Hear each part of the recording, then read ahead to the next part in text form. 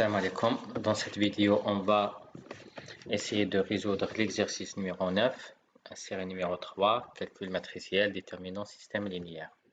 Donc, première question, les matrices suivantes sont-elles inversibles? Si oui, calculez leur inverse en utilisant les deux méthodes, la méthode des cofacteurs ou la méthode de Gauss-Jordan. Donc, on a vu déjà les deux méthodes dans les exercices précédents. Donc, il n'y a pas de problème, c'est un exercice très facile. On commence par la matrice A. Donc, est-ce que la matrice est inversible? Oui, parce que le déterminant est différent de 0. On calcule le déterminant. Donc là, on choisit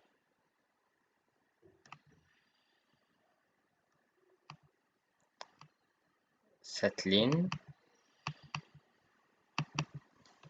Donc, plus, moins, plus. On choisit la première colonne. Plus, moins, plus. Donc, c'est 2 fois, on supprime sa ligne et sa colonne. Il nous reste 1, 1. Donc, 1, 1, 1, 1, 1, 1, 2, 2.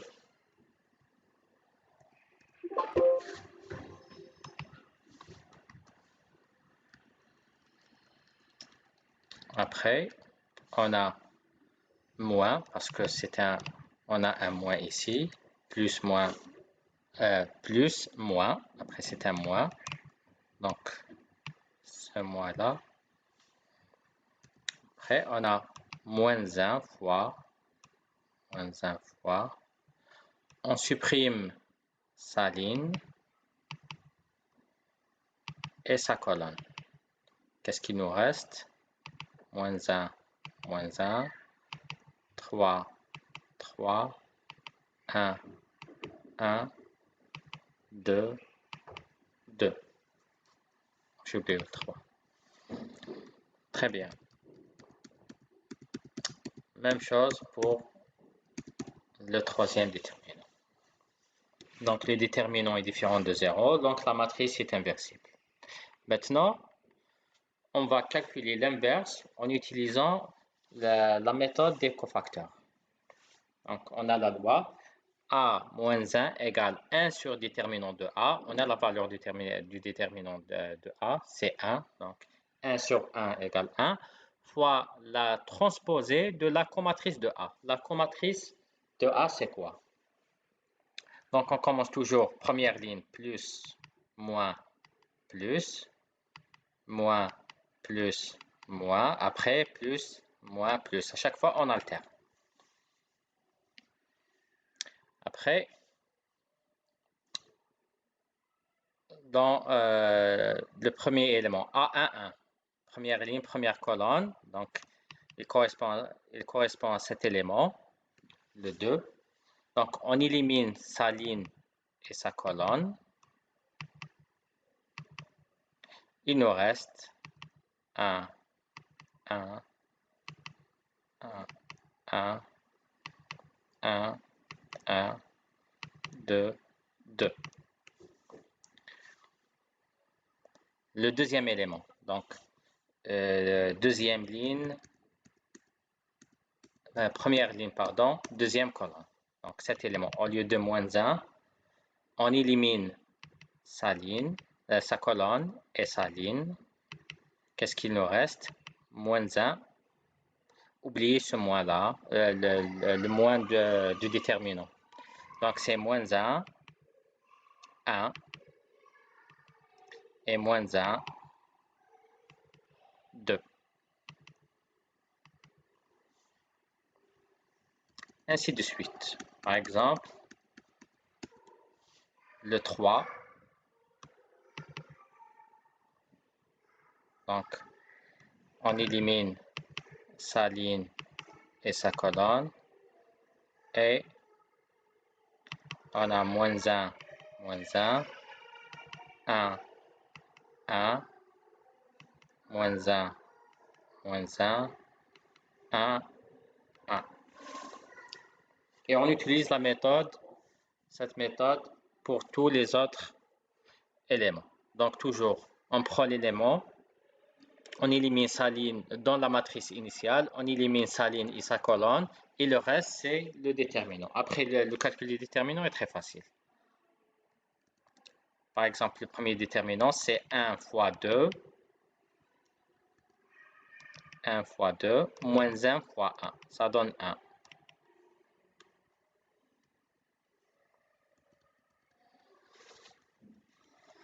Une fois on a la matrice des cofacteurs, ou la comatrice, on calcule sa transposée. Donc la ligne devient une colonne. 1, 1, 0, la première ligne devient première colonne. Deuxième ligne, c'est la deuxième colonne.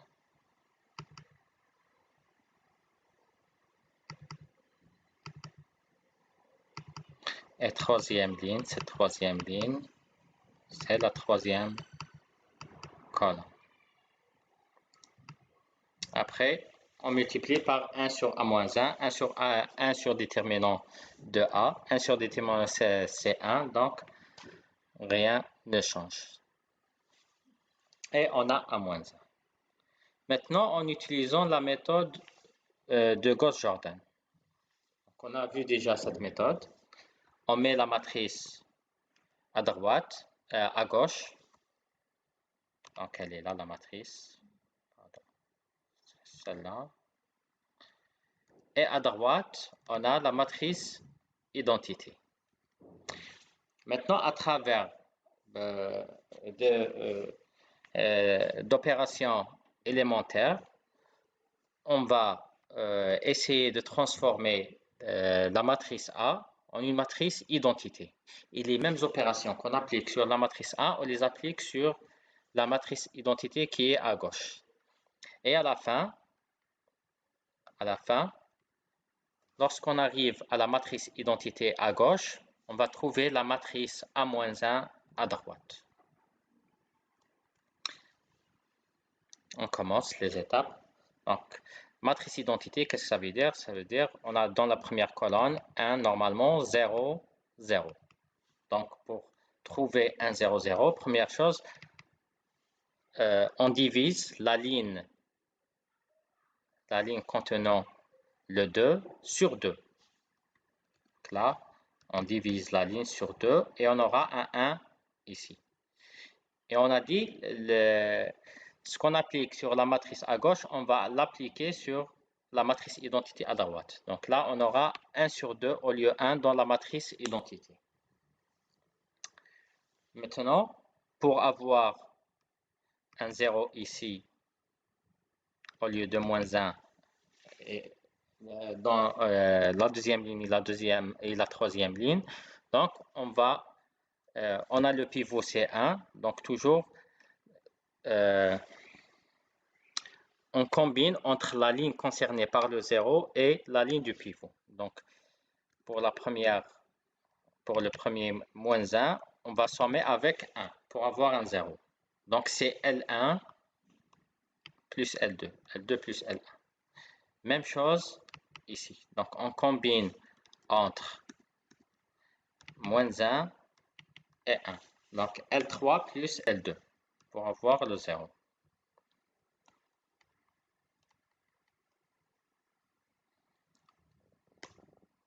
Très bien. Maintenant, le prochain élément qu'on doit transformer, c'est ce 1 sur 2. Parce que dans la matrice identité, on doit avoir un 1 ici. Donc, on va multiplier la ligne par 2 pour avoir le 1. Très bien. Maintenant, on veut avoir un 0 ici. Donc, la troisième ligne est concernée par le 0. On va la combiner avec la ligne du pivot, avec la ligne du 1. Donc, là, qu'est-ce qu'on va faire? C'est L3 moins 1 sur 2 L1. L3 moins 1 sur 2 L1. Donc, on va avoir un 0. 1 sur 2 moins 1 sur 2 fois 1, on va avoir un 0. Et on l'applique pour toute la ligne. Et les deux matrices, A et la matrice identité. Donc, c'est bon. Maintenant, on a un 1 ici. Donc, on ne va rien faire. Maintenant, on veut avoir un 0 ici et un 0 ici.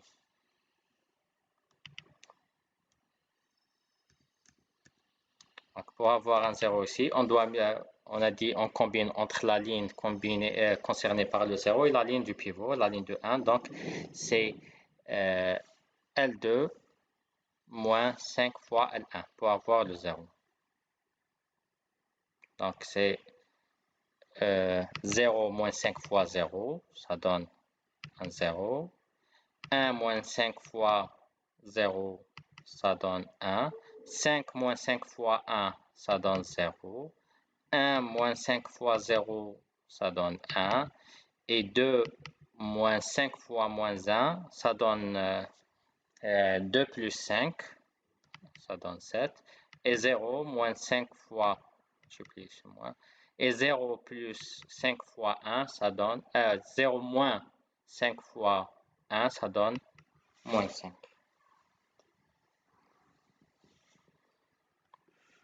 Très bien. Même chose pour ce 3 sur 2. Donc, on va combiner la troisième ligne avec la première ligne. Donc, c'est L1 moins 3 sur 2, L2. Maintenant, il nous reste seulement cet élément, moins 1 sur 2.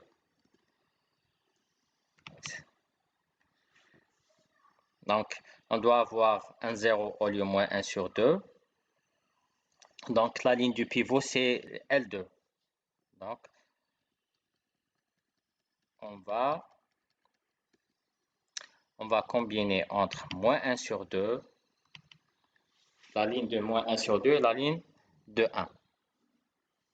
On va combiner entre la ligne de moins 1 sur 2 et 1. Donc, qu'est-ce qu'on va faire? C'est L1 plus 1 sur 2, L2. L1 plus L sur 2, L2, on va avoir un 0. Donc, 1 plus 1 sur 2, 0.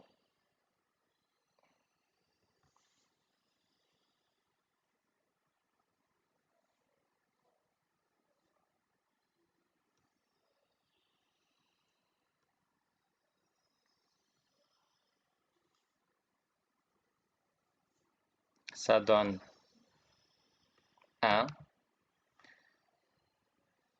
Et moins 1 sur 2 plus 1 sur 2 fois 1, ça donne 0. 0 plus 1 sur 2, 0, ça donne 0. 1 sur 2 plus 1 sur 2 fois 1, ça donne 1. 3 sur 2 plus 1 sur 2 fois 7, donc ça donne 5, parce que c'est 10 sur 2, ainsi de suite. Moins 3 sur 2 plus 1 sur 2 fois moins 5, ça donne moins 4. Et là, à la fin, on a obtenu la matrice identité.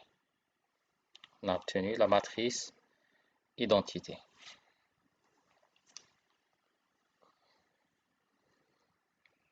La matrice identité à gauche, donc à droite, c'est A-1. Et on remarque que c'est la même matrice qu'on a trouvée tout à l'heure.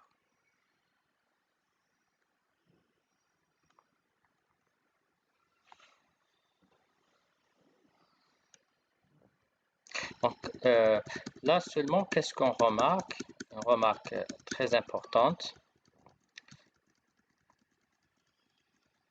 Lorsqu'on combine entre la ligne du pivot, par exemple ici pour avoir un 0 au lieu de 5, donc on doit combiner avec le 1.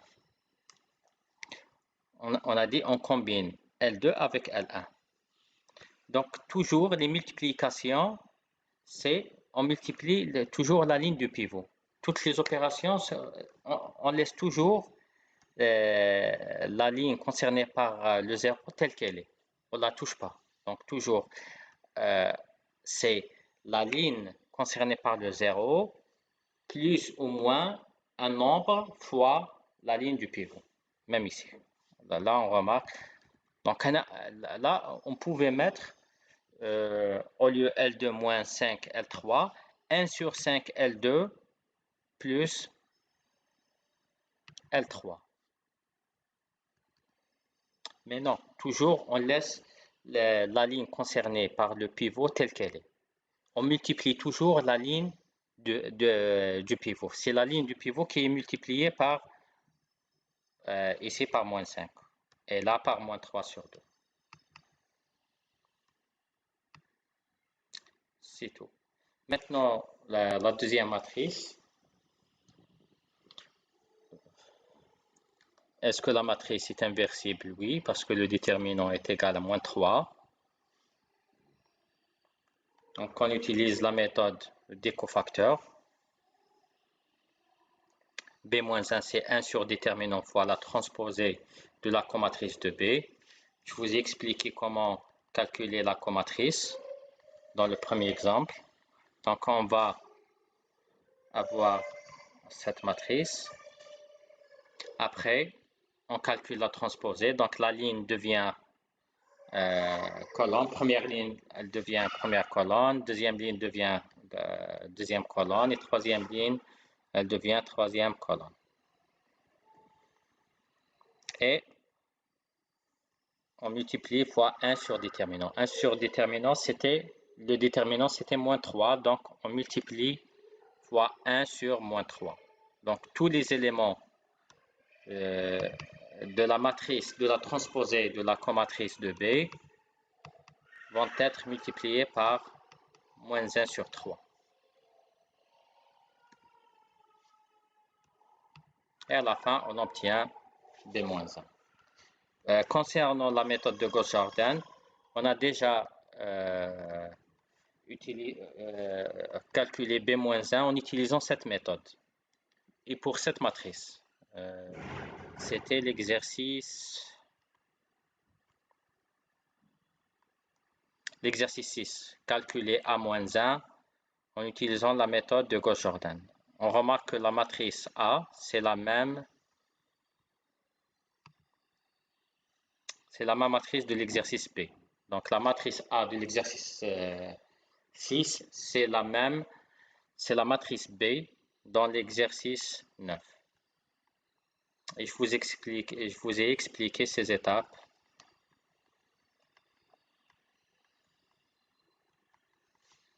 Pour calculer B-1.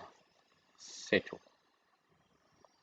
Donc il vous reste deux exercices, 10 et 11, et on termine cette série.